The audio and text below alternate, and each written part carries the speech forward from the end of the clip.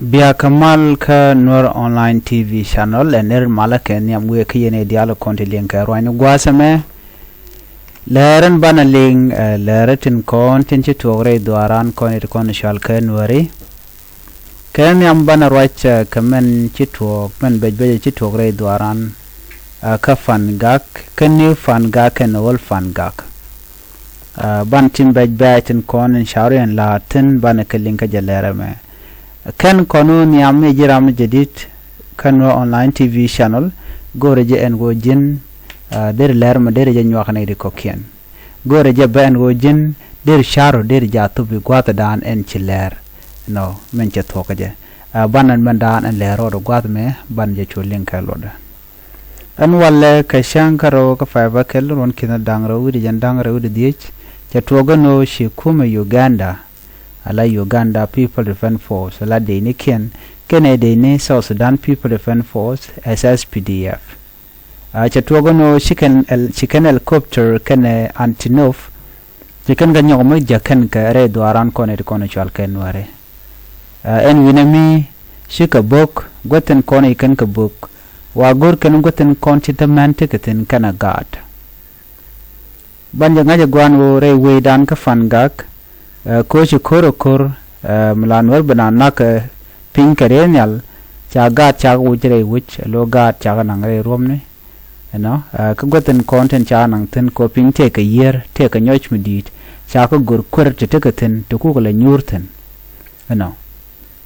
ko pink take a nyoch ana mo karwade la kuma mala kuma kirma yadi de niken helicopter ken kana gan chimiken gor kanen goten konti chinarden kula barten goten tamanten kana gaade kan goten konen gor kanka anna mo am bejbejelo sigana chicken ka mo ka bordit no ka chicken gaad kaman chicken yiken kan ka bat ka roja dana chalat no ray wichin winemi am bejbejelo ngama chalat ku mikir ma yadit dundo telengo ko Nuerbo loidien bume Aisang naman chicken ma yadi chori alkan wo Nuer bagatu kan Nuer kon tega kel gaje dia je Nuer bugure alaka no buga dom bikan na me bikan le gur gaje no de kan ter bikan le guje na me de la ler andan entwo ka jere ka mo re doaran kon shal kan Nuer ko na me chalari ngdi de longor je en wo den Nuer de kan shar ko dupten kon de ko nyam kaje kon kordi ti chikar bu kapinyen gwatame